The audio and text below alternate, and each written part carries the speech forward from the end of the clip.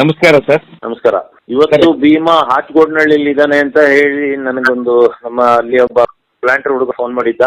ನಾನೊಂದು 5 ಕಾಲಿಗೆ ಹೋದಾಗ ಕರೆಕ್ಟ್ ಆಗಿ 5 ಗಂಟೆ ಸುಮಾರು 40-42 ನಿಮಿಷದಲ್ಲಿ ಭೀಮಾ ಅಲ್ಲೊಂದು ಓಪನ್ ಜಾಗ ಇದೆ, ಆ ಭೀಮಂದೊಂದು ಬಾರಿ ಭೀಮನ ಫೇವರಿಟ್ ಜಾಗ, ಅಲ್ಲಿ ಬಂದು ಭೀಮಾ ಹೊರಗಡೆ ಬಂದ.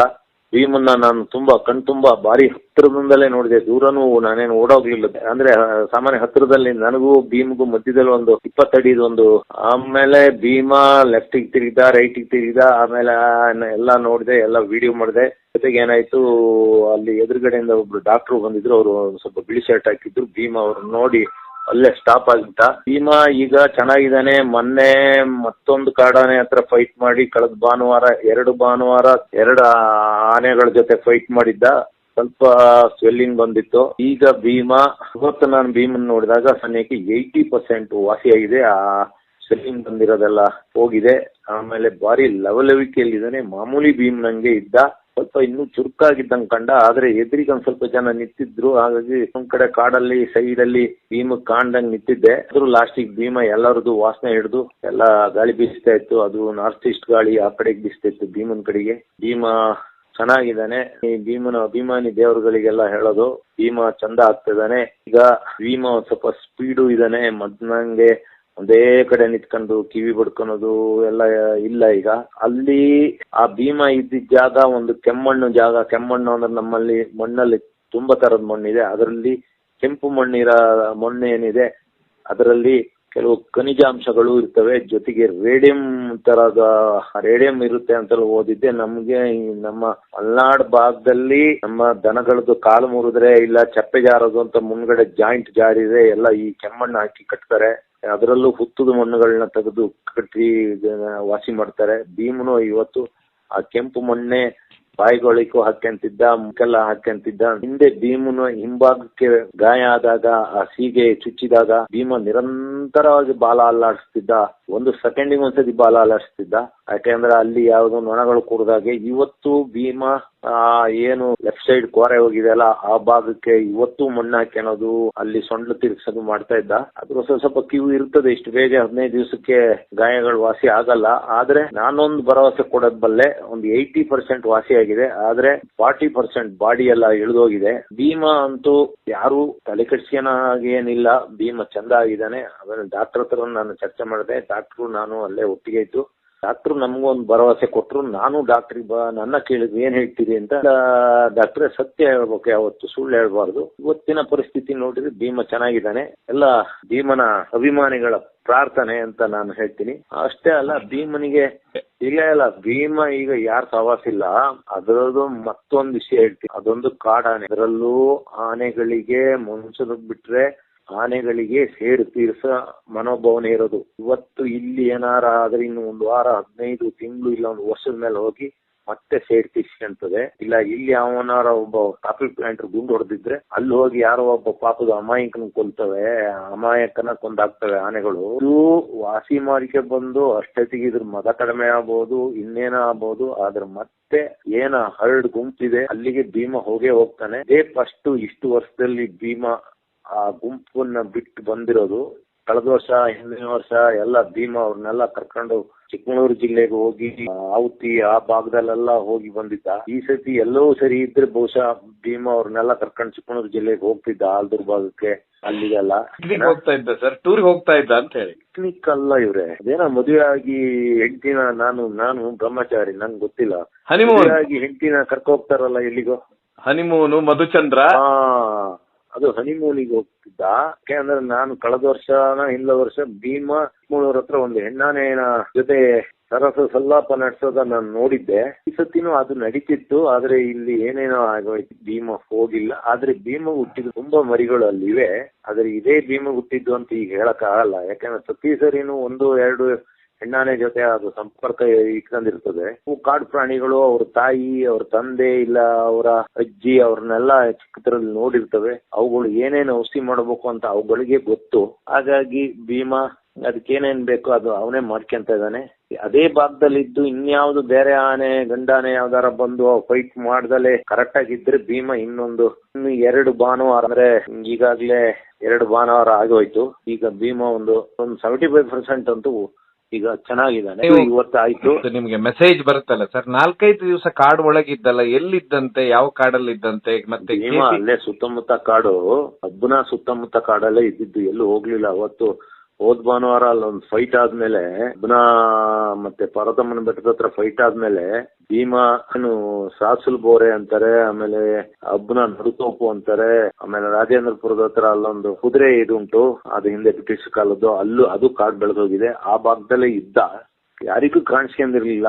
ಭೀಮ ಕಾಣಿಸ್ಬೇಕು ಅಂದ್ರೆ ಅವನು ಹಾತ್ಗೋಡ್ನಳ್ಳಿ ಬರ್ಬೇಕು. ಹಾತ್ಗೋಡ್ನಳ್ಳಿ ಭೀಮ ಸುಮಾರು 1.5 ತಿಂಗಳಿಗೆ ಜಾಗ, ಅದು ಭೀಮನ ಭಾರಿ ಫೇವ್ರೇಟ್ ಜಾಗ ಅದು. ಈಗ ಹಾತ್ಗೋಡ್ನಳ್ಳಿಯಲ್ಲಿ ಫುಡ್ ಕಡಿಮೆ ಆಗಿದೆ. ನಿನ್ನೆ ರಾತ್ರಿ ಒಂದು ಒಳ್ಳೆ ಮಳೆ ಬಿದ್ದಿದ್ರಿಂದ ಹುಲ್ಲು ಇನ್ನೂ ಸ್ವಲ್ಪ ದಿವಸ ಹುಲ್ಲು ಹಸಿರಾಗೆ ಇರುತ್ತೆ. ಆದ್ರೆ ಅಲ್ಲಿ ಜೋಳ ಇಲ್ಲ. ಅಲ್ಲೇ ಏನೋ ಅದು ಇದು ತಿನ್ಕೊಂಡು ಹೇಗ ಹೊಟ್ಟೆ ಇದ್ ಮಾಡ್ತಾನೆ. ಅವನಿಗೀಗ ಬಹುಶಃ ಕೋರೆ ಮುರಿದೋಗಿ ಲೆಫ್ಟ್ ಸೈಡ್ ದವಡೆ ಅಲ್ಲಿ ಹಲ್ಲು ಕೊಂಬೆಗಳ ಅಂತದ ಗಟ್ಟಿ ತಿನ್ನಕ್ ಕಷ್ಟ ಆಗ್ಬೋದೇನೋ ಅಂತ ಹುಲ್ಲು ಏನೋ ತಿಂದು ಹೊಟ್ಟೆ ತುಂಬಿಸ್ಕೊಳ್ತಾ ಇದೆ. ಕಾಫಿ ಹಣ್ಣು ಇದೆ. ಕಾಫಿ ಹಣ್ಣು ತಿಂದ್ರೆ ಕಾಫಿ ಹಣ್ಣಿನಲ್ಲಿರೋ ಕೆಫಿನ್ ಸ್ವಲ್ಪ ನೋವನ್ನು ಕಡಿಮೆ ಮಾಡುತ್ತದೆ. ಕಾಫಿ ನಾವು ಅಷ್ಟೇ, ತಲೆನೋವು ಆದಾಗ ನಾವು ಕಾಫಿ ಕುಡಿದಾಗ ನಮಗೂ ತಲೆನೋವು ಎಲ್ಲ ಕಡಿಮೆ ಆಗ್ತದೆ, ಒಂದ್ ಸ್ವಲ್ಪ ಲವಲವಿಕೆ ಬರ್ತದೆ. ಯಾಕಂದ್ರೆ ಕೆಫಿನ್ ಅನ್ನೋದು ಒಂದು ಮಾದಕ ವಸ್ತು. ಅದು ಆನೆಗಳು ತಿಂದಾಗ್ಲೂ ಆನೆಗಳು 10 ಕೆಜಿ 15 ಕೆಜಿ 20 ಕೆಜಿನೂ ತಿನ್ಬೋದೇನೋ. ಆ ಟೈಮಲ್ಲಿ ಭೀಮನಿಗೂ ಸ್ವಲ್ಪ ಅದು ನೋವು ನಿವಾರಕ ಆಗ್ತಾ ಇದೆ. ಇಲ್ಲೇ ಪಕ್ಕದಲ್ಲೇ ಒಂದು ಒಳ್ಳೆ ಅರಬಿಕಾ ತೋಟ ಇದೆ, ಒಳ್ಳೆ ಹಣ್ಣಾಗಿದೆ, ಹಿಂದೆ ತಿಂತಾನೆ. ಸ್ವಲ್ಪ ನೋವು ನಿವಾರಕ ಇದು ಕೆಲಸ ಮಾಡುತ್ತೆ ಅದು. ಸರ್, ಇದು ಕೆಪಿ ಕಾಲರ್ ಅನ್ನ ಭೇಟಿಯಾಗಲಿಕ್ಕೆ ಹೋದಂತಲ್ಲ, ಎಲ್ಲಿ ಹೋದ ಸರ್? ಆಮೇಲೆ ಕೆಪಿ ಕಾಲರ್ ನಿನ್ನೆ ಭೀಮನ್ನ 1-2 ಪ್ರದಕ್ಷಿಣೆ ಹೊಡೆದು, ಈಗ ಸೂರ್ಯನ ಸುತ್ತ ಭೂಮಿ ಬೇರೆ ಗ್ರಹಗಳು ತಿರುಗ್ತಾವಲ್ಲ ಹಾಗೆ 1-2 ಸುತ್ತು ಬಂದು ಭೀಮನ ಹತ್ರಕ್ಕೆ ಹೋಗಕ್ಕೆ ಧೈರ್ಯ ಸಾಲದಲೆ ಕೆಪಿ ಕಾಲರ್ ಅಲ್ಲಿಂದ ನೇರವಾಗಿ ಹೇಮಾವತಿ ಬಾರ್ಡರ್ ಹೋಗಿ ನಮ್ಮ ದಿವಂಗತ ವೆಂಕಟೇಶಣ್ಣನ ಊರ್ ಹತ್ರನೇ ಹೋಗಿ ನಿನ್ನೆ ಒಂದ್ ಕಾಡಲ್ಲಿ ನಿಂತಿದ್ದ. ಅಲ್ಲಿ ಯಾರೋ ಲೋಕಲ್ ಅಲ್ಲಿ ಹೋದಾಗ ಕಾಡ್ ಹತ್ರ ಹೋಗಿ ಒಂದ್ ಸ್ವಲ್ಪ ಅಟ್ಯಾಕ್ ಮಾಡಕ್ ಬಂದಿದ್ದ. ಸೀದಾ ಆನೆದಾರಿ 4-5 ಕಿಲೋಮೀಟರ್ ಆಗ್ಬೋದು. ಅಲ್ಲಿ ಏನು ಹೇಮಾವತಿ ನದಿಯ ಎಡದಂಡೆ ಭಾಗ ದೊಡ್ಡಬೆಟ್ಟ ಅಂತ ಏನು 1,500-2,000 ಎಕರೆ ಕಾಡಿದೆ, ಅದ್ರೊಳಗೆ ಹೋಗಿದ್ದಾನೆ. ಅದು ನದಿ ದಾಟಿದೆ ಕಟ್ಟೆಪುರಕ್ಕೆ ಹೋಗ್ತಾನೆ. ಅವನ ನಡೆ ಏನು ಅಂತ ಗೊತ್ತಾಗ್ತಾ ಇಲ್ಲ.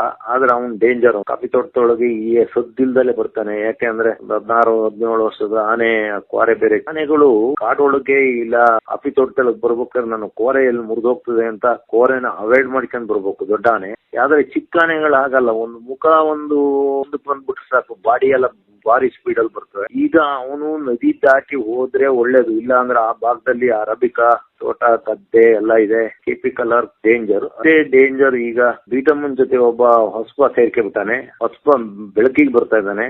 ಮಂಜಪ್ಪ ರೈಟ್ರು ಅನ್ನೋರ್ ಮನೆ ಬಾಗಿಲಿಗೆ ಬಂದಾನೆ, ಅವ್ರನ್ನೆಲ್ಲ ಅಟ್ಟಾಡ್ಸ್ಕೊಂಡು ಹೋಗಿದ್ದಾನೆ. ಇದು ಬೆಳವಣಿಗೆ ಅಷ್ಟು ಒಳ್ಳೆ ಬೆಳವಣಿಗೆ ಅಲ್ಲ. ಯಾಕೆಂದ್ರೆ ಹಿಂದೆ ಇದ್ದರೆಲ್ಲ ಎಲ್ಲೆಲ್ಲಿ ಹೋಗಿ ಸೇರಿದೆ ಅಂತ ಎಲ್ಲರಿಗೂ ಗೊತ್ತಿಲ್ಲ, ನಮಗ್ ಗೊತ್ತು. ವಿಕ್ರಾಂತ್ ಎಲ್ಲೋದ, ಕರಡಿ ಎಲ್ಲೋದ ಅಂತ ಹೇಳಿ. ಹಿಂದೆ ಬ್ರಿಟಿಷರ ಕಾಲದಲ್ಲಿ ಬ್ರಿಟಿಷರ ವಿರುದ್ಧ ಹೋರಾಡಿದಾರನ್ನ ತಗೊಂಡೋಗಿ ಅಂಡಮಾನ್ ನಿಕೋಬಾರ್ ಜೈಲಿಗೆ ಹಾಕ್ತಿದ್ರು. ಅವ್ರು ವಾಪಸ್ ಬಂದರು ಗ್ಯಾರಂಟಿ ಇಲ್ಲ, ಎಷ್ಟು ಜನ ಬಂದ್ರು ಅಂತಲೇ ಗೊತ್ತಿಲ್ಲ. ಅದೇ ತರ ಈಗ ಆನೆಗಳಿಗೊಂದು ಜೈಲಾಗಿದೆ. ಆ ಜೈಲ್ ಹೆಸರು ಸಕ್ಕರೆ ಬೈಲ್ ಅಂತ. ಅಲ್ಲಿಗೆ ಹೋದವರು ಏನಾಗಿ ಬರ್ತಾರೆ ಹೊರಗೆ ಅನ್ನೋದೇ ಕಷ್ಟ ಯೋಚನೆ ಮಾಡದೆ. ಈಗ ಇಲ್ಲೊಬ್ಬ ಶೋ ಮಾಡ್ತಾ ಇದ್ದಾನಲ್ಲ, ಒಂದು 12-13 ವರ್ಷದವನ, ಅವನ್ ಪಾಡು ಅದೇ ತರ ಆಗ್ಬಹುದು. ಇದೇ ತರ ಜನಗಳನ್ನೆಲ್ಲ ಅಟ್ಟಾಡಿಸಿರೆ ಹೋಗಿ ಸಕ್ಕರೆ ಬೈಲು ಅನ್ನೋ ಒಂದು ಜೈಲಿಗೆ ಹೋದ್ರೆ ಮುಗಿತಿನ ಕತೆ. ಹೀಗಾಗಿದೆ ಬೆಳವಣಿಗೆ. ಆ ಮರಿ ಒಂದು ಈ ಕೆಪಿ ಕಾಲರ್ ಒಂದು, ಅದು ನಮ್ಮ ಹೇಮಾವತಿ ಬಾರ್ಡರ್ ಬಂದಿದೆ. ಆ ಹೇಮಾವತಿ ನದಿ ದಾಟಿದ್ರೆ ನಮ್ಮ ಸಕಲೇಶ್ಪುರಕ್ಕೆ ಬರುತ್ತೆ. ಈಗ ಬೇಲೂರು ಬಾರ್ಡರ್ ಇದ್ದಾನೆ, ಅಂದ್ರೆ ನಮ್ಮೂರ ಹತ್ರಕ್ಕೆ ಬಂದ್ಬಿಡ್ತವೆ. ಏನಾಗ್ತದೆ ಅಂತ ನೋಡ್ಬೇಕು. ಅಲ್ಲ ಸರ್, ಇಲ್ಲಿ ಹಾಚ್ಕೊಂಡನ ಹಳ್ಳಿ ಅಂದ ಕೂಡ್ಲೇನೆ ಇದಕ್ಕೆ ಬೇಲೂರಿಗೆ ಎಷ್ಟು ದೂರ ಸರ್? ಕ್ಯಾಪ್ಟನ್ ಬೀಟಮ್ಮ ಟೀಮ್ ಇರೋದಕ್ಕೂ ಭೀಮ ಇರೋದಕ್ಕೂ ಎಷ್ಟು ದೂರ? ಈ ಲೊಕೇಶನ್ ಹೇಗಿದೆ ಸರ್ ಹಾಚ್ಕೊಂಡನ ಹಳ್ಳಿ ಅಂದ್ರೆ? ಹಾಚ್ಗೋಡನ ಹಳ್ಳಿ ಇರೋದು ಆಲೂರು ತಾಲೂಕು. ಭೀಮ್ಗೂ ಅದಕ್ಕೂ ಅಂತರ ಸುಮಾರು 15-20 ಕಿಲೋಮೀಟರ್ ಆನೆದಾರಿ ಇರ್ಬೋದು. ಆದ್ರೆ ಭೀಮನ್ ಹುಡ್ಕೆ ಬರೋಷ್ಟು ದಮ್ಮು ಅವನಿಗಿಲ್ಲ, ಕ್ಯಾಪ್ಟನ್ಗೆ. ಹಾಗಾಗಿ ಆ ಆನೆಯನ್ನು ಬರಲ್ಲ ಈ ಕಡೆ. ಅದು ಸೇರ್ಕೊಂಡಿದೆ. ಅಲ್ಲೊಬ್ಳು ಇದ್ದಾಳೆ, ಆದ್ರೆ ಅವಳದು ಟೈಮಿಂಗ್ ಅವತ್ತು ಇತ್ತು. ಈಗಾಗ್ಲೇ ಟೈಮ್ ಸುಮಾರು ದಿವಸ ಆಯ್ತಲ್ಲ. ಈಗ ಒಟ್ಟಾರೆ ಆ ಗುಂಪೊಳಗೆ ಕ್ಯಾಪ್ಟನ್ ಇದ್ದಾನೆ. ಕ್ಯಾಪ್ಟನ್ ಇಲ್ಲಿವರೆಗೂ ಕ್ಯಾಪ್ಟನ್ ಬಂದ್ ಹೋಗೋದೇನ್ ದೊಡ್ಡ ಕೆಲಸ ಅಲ್ಲ, ಆದ್ರೆ ಕ್ಯಾಪ್ಟನ್ಗೆ ಬರೋ ಅಷ್ಟು ಧೈರ್ಯ ಇಲ್ಲ. ಹಾಗಾಗಿ ಕ್ಯಾಪ್ಟನ್ ಅಲ್ಲೇ ಇದ್ದಾನೆ, ಅಲ್ಲೇ ಎಲ್ಲವೂ ಉಂಟಲ್ಲ, ಇನ್ಯಾಕೆ ಇಲ್ಲಿವರೆಗೂ ಬರೋದು. ಹಾಗಾಗಿ ಅಲ್ಲಿ ಭತ್ತನೂ ಸಿಗ್ತದೆ, ಹುಡುಗಿನೂ ಇದ್ದಾಳೆ ಒಬ್ಳು ಜೊತೆ, ಜೊತೆಗೆ ಸಹಚಾರರು ಇದ್ದಾರೆ. ಹಾಗಾಗಿ ಕ್ಯಾಪ್ಟನ್ ಏನು ಈ ಕಡೆ ಬರಲ್ಲ. ಅಲ್ಲ ಸರ್, ಭೀಮನ ದಿನಚರಿ ಹೇಗಿರ್ಬೋದು ಅಂತೀರಾ? ಒಂದ್ ವಾರದಿಂದ ಕಾಡ್ ಒಳಗೆ ಇದ್ದಲ್ಲ, ಹೋದ್ ಸಂಡೆ ಹೋದವನು ಏನ್ ಮಾಡ್ತಾ ಇರ್ಬೋದು ಅಂತೀರಾ? 7 ದಿವಸ ಒಬ್ಬನೇ ಅಂತೀರಾ ನೀವು? ತುಂಬಾ ಜನರಿಗೆ ಕುತೂಹಲ ಇರುತ್ತೆ. ಭೀಮ ಈ ಸಮಯದಲ್ಲಿ ಹೆಣ್ಣಿನ ಜೊತೆ ಸೇರ್ಬೇಕು, ಅದಕ್ಕೆ ಮದ ಬಂದಿದೆ, ಆದ್ರೆ ಮನಸ್ಥಿತಿ ಸರಿ ಇಲ್ಲ, ದ್ವಾರೆ ಮುರಿದೋಗಿದೆ, ನೋವು. ಆ ನೋವಲ್ಲಿ ಮದ ಬಂದಿದ್ರಿಂದ ಒಂದು ಒಳ್ಳೇದಾಯ್ತು. ಮದದ ಇದರಲ್ಲಿ ನೋವಿನ ಇದು ಗೊತ್ತಾಗಲ್ಲ. ಇಲ್ಲ ಈ ಬಟ್ಟಿ ಸರ ಕುಡ್ದವರು, ಇಲ್ಲ ಈ ಡ್ರಿಂಕ್ಸ್ ಮಾಡಿದವ್ರ ತರ ಮದ ಬಂದ ಆನೆಗಳು, ಅವಕ್ಕೆ ಕೆಲವೆಲ್ಲ ಅರ್ಥನೇ ಆಗಲ್ಲ, ಕೆಲವು ನೋವು ಅರ್ಥ ಆಗಲ್ಲ. ಅಷ್ಟು ದೊಡ್ಡ ನೋವು ಅದಕ್ಕೆ ಆಗಿಲ್ಲ. ಮೂಲಿಯಾನೆ ಆಗಿದ್ರೆ ಇನ್ನು ಕಷ್ಟ ಆಗ್ತಿತ್ತು, ಆದ್ರೆ ಅದು ಏನು ಮಾಡಂಗಿಲ್ಲ, ಅದು ಪರಿಸ್ಥಿತಿ ಆಗಿದೆ. ಕಿವು ಇಳಿತಾ ಇದೆ, ಇಳ್ದೇ ಇಳಿತದೆ, ಬಾಯಾಳಕ್ಕೆ ಇಳ್ದೇ ಇಳಿತದೆ. ಕಿವು ಏನು ಹೊರಗಡೆ ಬೀಳ್ದಿದ್ರೇನು ಒಳಗಡೆ ಬರ್ತಾ ಇರ್ತದೆ. ಕಣ್ಣು ಗುಡ್ಡೆ ನೋವು ಇರುತ್ತೆ, ಈ ಪತ್ತ ನೋವು ಇರುತ್ತೆ. ನಮ್ಗೆ ಒಂದು ಹಲ್ಲು ನಾವು ಕಿತ್ತಾಕಿದ್ರೆ, ನಾವು ಅನಸ್ತೇಶಿಯ ಕೊಟ್ಟು ಹಾಕಿದ್ರು 1-2 ಗಂಟೆ ಮೇಲೆ 3 ಗಂಟೆ ಮೇಲೆ ಇಲ್ಲ ರಾತ್ರಿ ಆ ಭಾಗ ನೋವು ಆಗೇ ಆಗ್ತದೆ. ಅಷ್ಟು ದೊಡ್ಡ ಹಲ್ಲೆ ಕಿತ್ಕೊಂಡ್ ಬಿದ್ದಿರ್ಬೇಕಾದ್ರೆ ಕೋರೆನೆ ಈಗ್ಲೂ ಇದೆ. ನೀಗೇನು ಡೇಂಜರ್ ಆಗ್ತದೆ ಸಾಕು. ಯಾಕಂದ್ರೆ ಕಣ್ಣುಗುಡ್ಡೆ ಕೆಳಗೆ, ಕಣ್ಣುಗುಡ್ಡೆ ಮೇಲೆ ಇರ್ತದೆ, ಕೆಳಗಡೆ ಒಳಗಡೆ ಓರೆನೆ ಇರುತ್ತೆ. ಹಾಗಾಗಿ ಏನಿಲ್ಲ, ಕಣ್ಣು ಚೆನ್ನಾಗಿ ಕಾಣ್ತಾ ಇತ್ತು. ನಾನು ನೋಡಿದೆ ಇವತ್ತು. ಒಂದು 4-5 ಅಡಿ 6 ಅಡಿ ಒಂದು ಎತ್ತರದಲ್ಲಿ ಅದ್ರ ಕೆಳಗಡೆ ತಗ್ಗು ಪ್ರದೇಶದ ಸೈಡಿಗೆ ಬಂದು ನಿಂತ್ಕೊಂತು. 2 ಕಣ್ಣು ಚೆನ್ನಾಗಿದೆ. ಅವತ್ತಾದ್ರೂ ಕಣ್ಣು ಕಂಪ್ಲೀಟ್ ಊದೋಗಿತ್ತು. ಅಂದ್ರೆ ನಾನು 60 ಅಡಿ ಹತ್ರಕ್ಕೆ ಹೋಗಿದ್ದೆ, ಇನ್ನೂ ಹತ್ರಕ್ಕೆ ಹೋಗಿದ್ದೆ. ಯಾಕಂದ್ರೆ ಆ ಕಣ್ಣು ಕಂಪ್ಲೀಟ್ ಸ್ವೆಲ್ಲಿಂಗ್ ಬಂದಿತ್ತು, ಕಣ್ಣೇ ಬಿಡಕ್ ಆಗ್ತಿರ್ಲಿಲ್ಲ. ಇನ್ನೆಲ್ಲಿ ಆನೆ ನಮ್ಮ ಏನ್ ಮಾಡ್ತದೆ ಅಂತ. ಆದ್ರೂ ನಾವೊಂದು ಆಯ ಕಟ್ಟಿನ ಜಾಗ ಅಲ್ಲೊಂದು ಕಡೆ ನಿಂತಿದ್ದೆ, ನಾನು ಏನು ಇರ್ಲಿಲ್ಲ. ಇವತ್ತು ಮಾತ್ರ ಭೀಮ ಭಾರಿ ಆಕ್ಟಿವ್ ಆಗಿತ್ತು. ಇತ್ತಲ್ಲಿ ನಿಂತಿರ್ಲಿಲ್ಲ, ಆ ಕಡೆ ತಿರುಗೋದು ಈ ಕಡೆ ತಿರುಗೋದು ಎಲ್ಲ ಮಾಡ್ತಾ ಇತ್ತು. ಮಣ್ಣು ಹಾಕೋಣದು, ಆಮೇಲೆ ಲಾಸ್ಟಿಗೆ ಜನಗಳೆಲ್ಲ ನೋಡಕ್ ಶುರು ಮಾಡಿ ಕೂಡ ಸುಮಾರಲ್ಲಿ ಒಂದು 10-15 ಗುಂಪು ಆಯ್ತು. ಡಾಕ್ಟರ್ ಬೇರೆ ಒಂದು ಬಿಳಿ ಶರ್ಟ್ ಹಾಕಿ ಬಂದಿದ್ರು, ಒಬ್ಬ ETF ಹುಡುಗರು ಒಬ್ಬ ಬಿಳಿ ಶರ್ಟ್ ಹಾಕಿ ಬಂದಿದ್ದ. ಆನೆಗಳಿಗೆ ಬಿಳಿ ಬಟ್ಟೆ ಬೇಗ ಕಣ್ಣಿಗೆ ಬೀಳೋದು. ಹಾಗಾಗಿ ಭೀಮ ಕಾಡೊಳಗೆ ಹೋದ. ನಾವು ಹೋಗಿ ಸ್ವಲ್ಪ ಹೊತ್ತಿಗೆ ವಾಪಸ್ ಬಂದಿರುತ್ತೆ.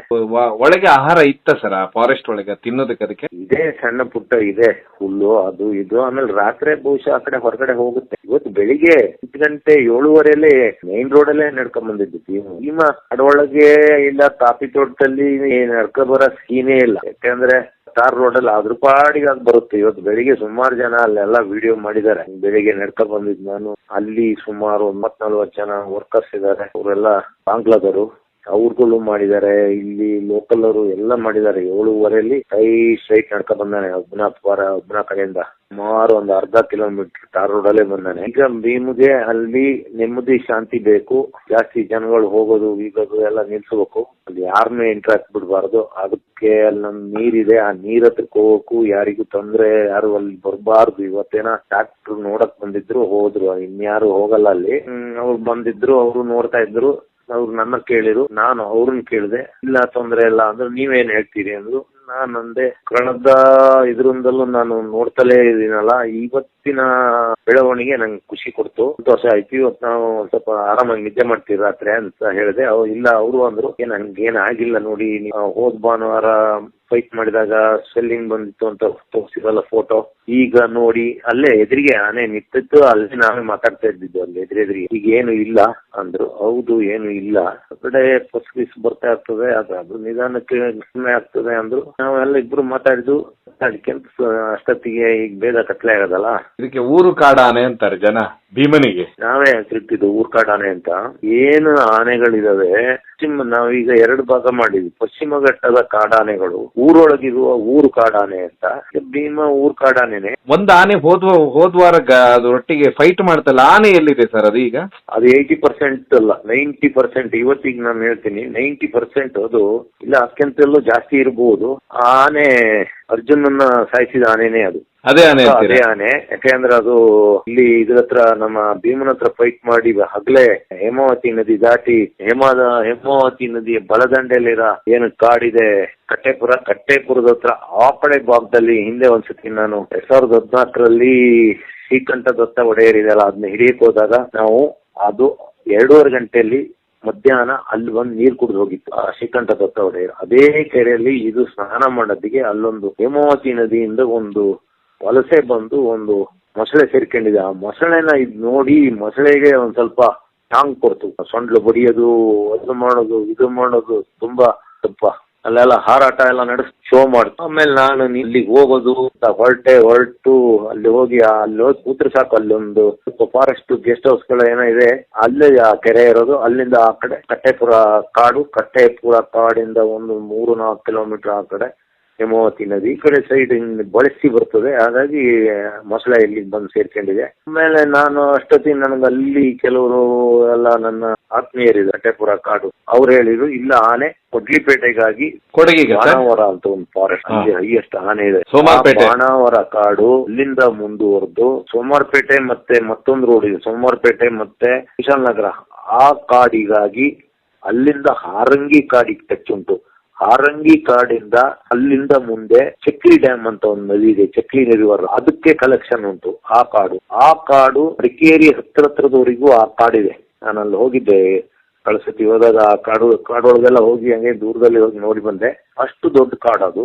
ಅಲ್ಲಿಂದ ಮುಂದೆ ಆನೆ ಕಾಡು, ಆಮೇಲೆ ಒಂದು ಸ್ವಲ್ಪ ಲೆಫ್ಟಿಗೆ ತಿರುಗಿ ಹೋದ್ರೆ ಶ್ರೀಮತಿ, ಅವೆಲ್ಲ ಒಂದೊಂದು ಮಧ್ಯೆ ಒಂದೊಂದು ಗ್ರಾಮಗಳು, ಇಲ್ಲ ಕಾಫಿ ತೋಟಗಳು, ರಿಸರ್ವ್ ಫಾರೆಸ್ಟ್ಗಳು. ಆ ಕಾಡಿನ ಆನೆ ಇದು ಈಗ ಸದ್ಯಕ್ಕೆ ಈ ಆನೆ ಬಾಣಾವರ ಕಾಡಲ್ಲಿ ಇದೆ. ಅರ್ಜುನನ್ನು ಹೊಡೆದಿದ್ದಾನೆ, ಮೊನ್ನೆ ಭೀಮನ್ ಜೋಡಿ ಹೊಡೆದಾಡಿದ್ದಾನೆ. 90%, ನಾನ್ 90% ಹೇಳ್ತೀನಿ, ಆದ್ರೆ ಬೇರೆಯವರೆಲ್ಲ 100% ಹೇಳ್ತಾ ಇದ್ದಾರೆ. ಅಲ್ಲಿ ಕಟ್ಟೆಪುರ ನಮ್ಮ ಹೆಚ್ಚಿನ ಅಂಶ ಅದೇ, ನಾನು ಹೇಳೋದು 80-90% ಅದೇ ಆನೆ. ಅದು ಕಳೆದ ವರ್ಷ ಅಲ್ಲಿ ಬಂದಿತ್ತು, ಹೆತ್ತೂರ್ ಸೈಡ್ ಬಂದಿತ್ತು, ಫೋಟೋ ಎಲ್ಲ ತೆಗ್ದಿದ್ರು. ಇಲ್ಲಿಂದ ಈ ಸೈಡ್ ಇಲ್ಲಿ ಬಂದಿದೆ, ಈಗ ಮತ್ತೆ ವಾಪಸ್ ಹೋಗಿದೆ. ಸೊ ನಿಮ್ಮ ಪ್ರಕಾರ ಅಂತ ಹೇಳಿದ್ರೆ ಸರ್, ಈಗ ಅಂದ್ರೆ ಭೀಮಾ ಯಾವುದೇ ವಿರೋಧಿಗಳಿಲ್ಲ ಅಂದ್ರೆ ಇನ್ನು ಆರಾಮಾಗಿ ಆಗ್ತಾನೆ ಅಂತೀರಾ? ಅಂದ್ರೆ ಯಾರು ಬರಬಾರ್ದು ಅಲ್ಲಿಗೆ?